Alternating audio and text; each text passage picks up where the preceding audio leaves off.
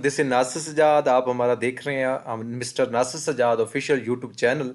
हम आपके लिए पाकिस्तान आर्म फोर्सेस से रिलेटेड डिफरेंट जो है वीडियोज़ लाते रहते हैं ताकि आपकी जो है वो इंफॉर्मेशन में इजाफा हो। लास्ट वीडियो के अंदर हम पाकिस्तान आर्म फोर्सेस के रैंक्स और उनकी सैलरीज और अदर फैसिलिटीज़ के बारे में डिस्कस किया था। उसी को एक्सटेंड करते हुए इस वीडियो के अंदर हम पाकिस्तान एयरफोर्स के रैंक्स, उनकी सैलरीज, उनकी कौन कौन सी जो है वो ड्यूटीज़ एंड रिस्पॉन्सिबिलिटीज़ होती हैं, एक एक चीज़ को जो है वो डिस्कस करेंगे और बताएंगे कि इनको सैलरीज और अदर बेनिफिट्स के अंदर जो है वो क्या क्या सहूलतें दी जाती हैं।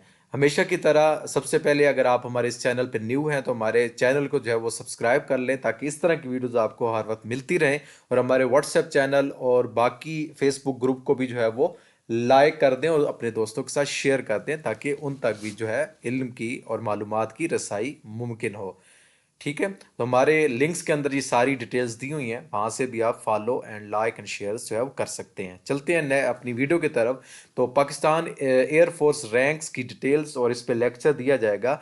जो पाकिस्तान एयरफोर्स की बात है कि इनके रैंक्स जो है वो स्ट्रक्चर होते हैं सिमिलरली टू अदर फोर्सेस। जिस तरह अदर फोर्सेस के अंदर रैंक्स का एक प्रॉपर हिरार्की होती है, इसी तरीके से पाकिस्तान एयरफोर्सेस के अंदर भी यही चीज़ होती है। इसके रैंक्स जो है वो डिवाइड किए गए होते हैं कमीशन्ड ऑफिसर के अंदर, junior commissioned officer and non commissioned officers. तीन कैटेगरीज होती हैं पाकिस्तान एयरफोर्सेस में रैंक्स की: commissioned officers, junior commissioned officers and non commissioned officers. इनमें इनकी जो है वो डिविजन्स होती है।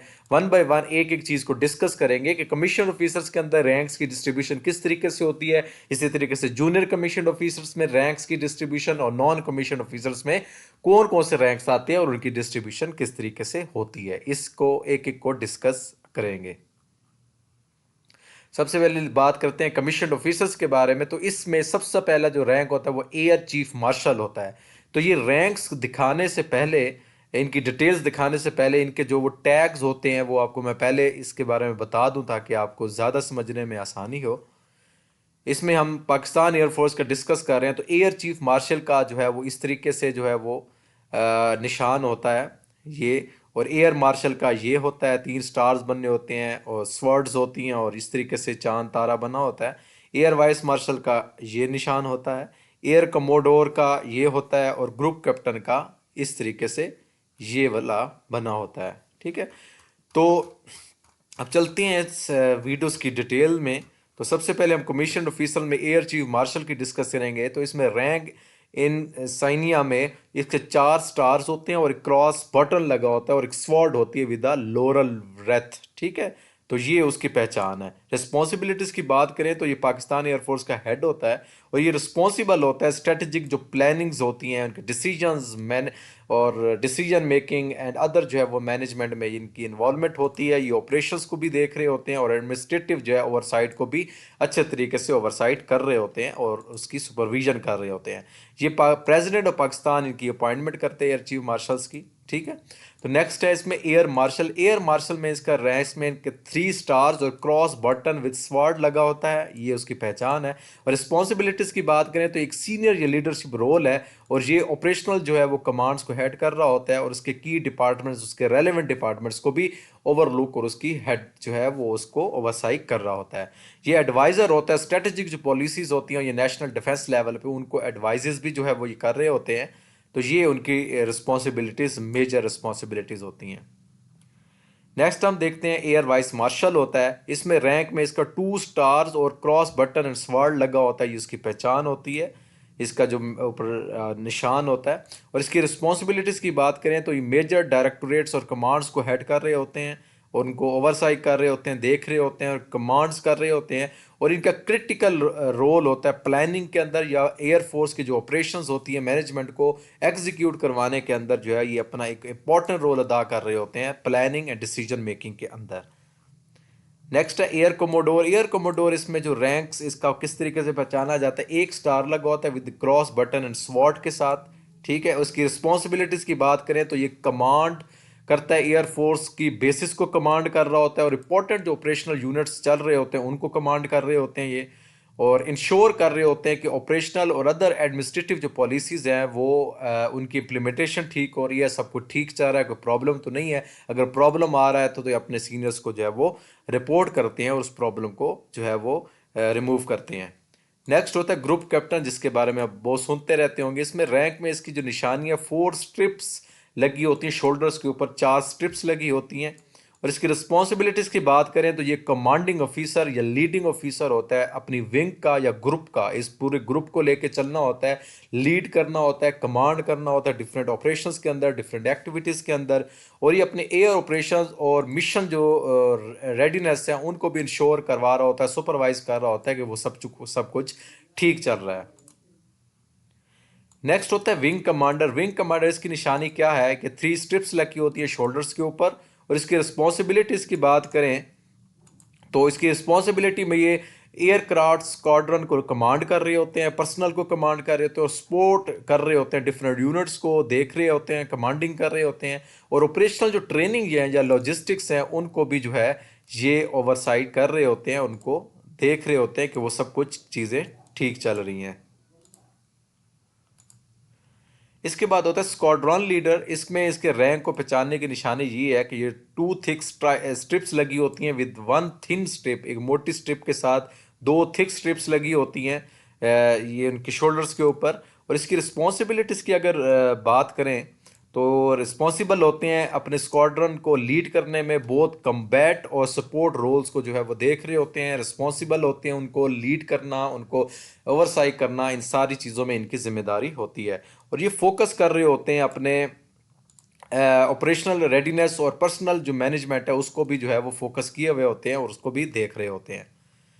नेक्स्ट होता है फ्लाइट लेफ्टिनेंट। इसका रैंक की बात करें तो 2 थिक स्ट्रिप्स जो है वो इसमें लगी होती हैं, ठीक है। तो ये उसकी पहचान है। इसकी रिस्पॉन्सिबिलिटीज़ की बात करें तो एक जूनियर ऑफिसर रैंक है, often in charge of small teams. एक स्मॉल टीम और एयरक्राफ्ट पे ये मुश्तमिल होता है और एक जूनियर ऑफिसर रैंक के तौर पे ये काम कर रहे होते हैं। और ये असिस्ट करते हैं डिफरेंट प्लानिंग में, उसकी एग्जीक्यूशंस को जो है वो ओवर लुक कर रहे होते हैं, उसको जो है वो एग्जीक्यूट करने में, प्लानिंग और एग्जीक्यूशन को, मिशंस को असिस्ट करने में इनका एक इंपॉर्टेंट रोल होता है।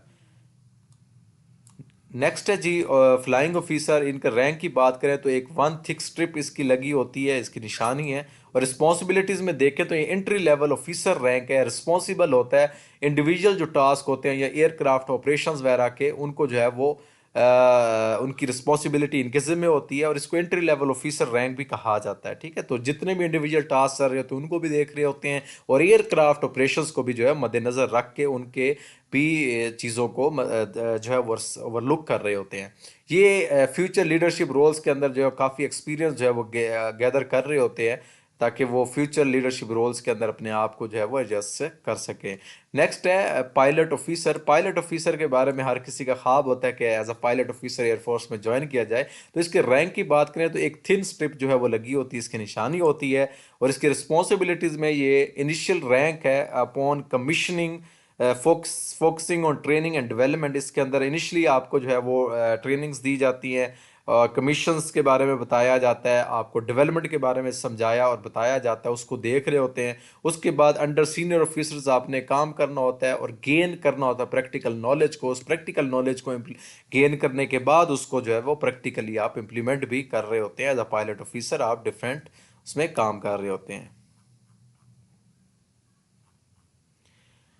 अब नेक्स्ट कैटेगरी है जूनियर कमीशन ऑफिसर्स की।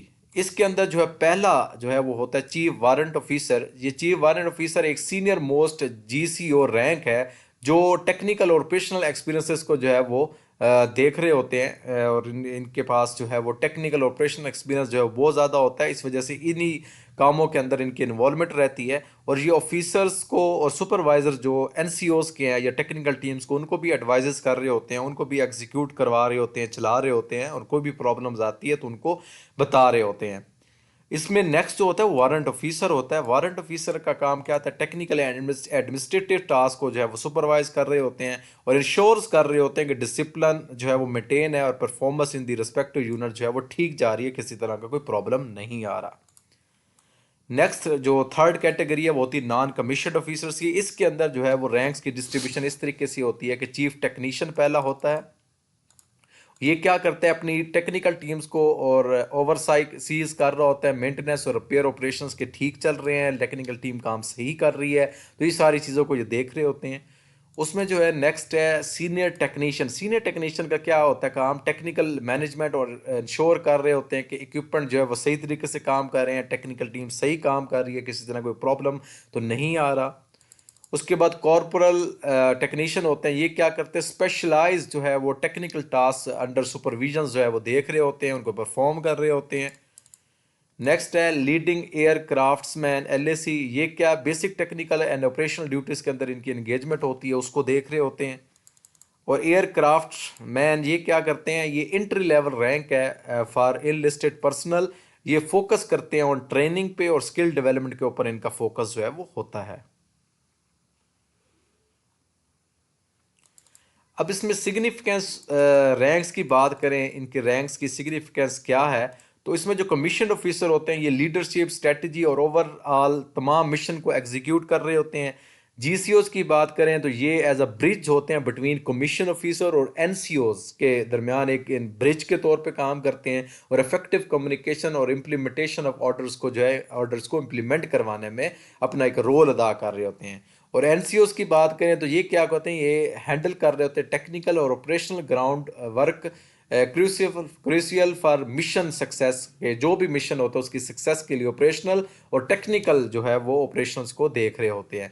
ये एक डिसिप्लिन हायरार्की है, ठीक है, और smooth functioning of the PF में अपना एक रोल अदा सारे ये कर रहे होते हैं। नेक्स्ट, तो ये हमने कुछ पिक्चर्स लगाई हैं जो हमारे चीफ मार्शल जो है गुजर चुके हैं, एयर चीफ्स।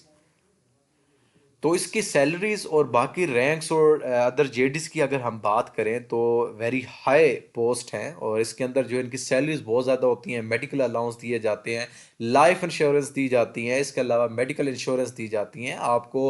अदर जो फैसिलिटीज़ आपके जो अगर फैमिली है, बच्चे हैं, बीवी है, उनको सहूलतें मेडिकल के अंदर, बाकी जो है सफरी सहूलतें भी दी जाती हैं आपको, एकोमोडेशंस की सहूलतें प्रोवाइड की जाती हैं। सैलरी इनकी बहुत ज़्यादा और अच्छी होती है, कम्पिटेटिव होती है, और आप इजी जो है वो अपने मामलात और अपने फाइनेंशियल मैटर्स को देख सकते हैं।